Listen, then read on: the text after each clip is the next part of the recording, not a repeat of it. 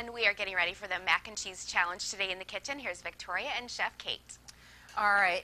Cate Elliott, chef from Merge on Delaware Avenue, is taking part in the mac and cheese competition. Yep, I'm very excited about it. And right now you're going to get started with your hopefully winning version of the mac and cheese. Yes. What have you got going here? Right here I've just started some butter in the pan and some minced garlic and then some caramelized onions, which I did ahead of time. But they're fairly easy to make over a low heat with some butter, thinly sliced onions, salt and pepper. And what you want to do is just, cook them over a longer period of time, really draw out some of those sugars, get some nice caramel flavors. It'll, produce some nutty flavors that'll go very well with the manchego cheese. So you have it on a low heat when you're caramelizing the onions? Yep.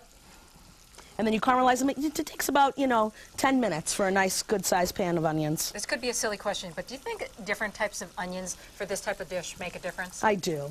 I do. What kind do you use, Vidalia or something? I did. I used some really nice Vidalia onions. They're nice and sweet. They caramelize really well. It's, it's a good onion for this type of application. Yeah, you know what? You can actually taste the difference when you're eating them raw. Absolutely. But I thought maybe when you're cooking, they all kind of taste the same. No, not at all. Not at all. All right, so you're adding more butter to this and some garlic. And some garlic and some onions. And then, as we get, further in the process, then we'll be adding our cream. We'll let the cream reduce and kind of thicken on its own. And then we'll add the cheese, the pasta, and then we want to add the apples right at the end. You don't want the apples to be cooked at all. You want to kind of retain some of that crispness and freshness. It'll help produce some texture in the dish. I love the idea of apples with cheese because I was just telling Laura, a hug without a squeeze is like an apple. Apple without a cheese is like a hug without a squeeze. Yes.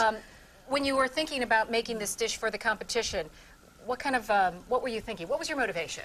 Well, initially I was making a different mac and cheese, and then, I happened to be in the walk-in cooler and we had these beautiful New York State apples, and I'm like, that's what Merge is all about, using local foods, foods that are, fresh and ready, and the apples are beautiful, and this is something that we can make to order. So it's not something we have to make ahead of time, so we make it fresh to order for everyone that orders it. Can't wait to get started and to try it ultimately. I'm excited. That's when we come back. For now, we're going to send it back to Laura.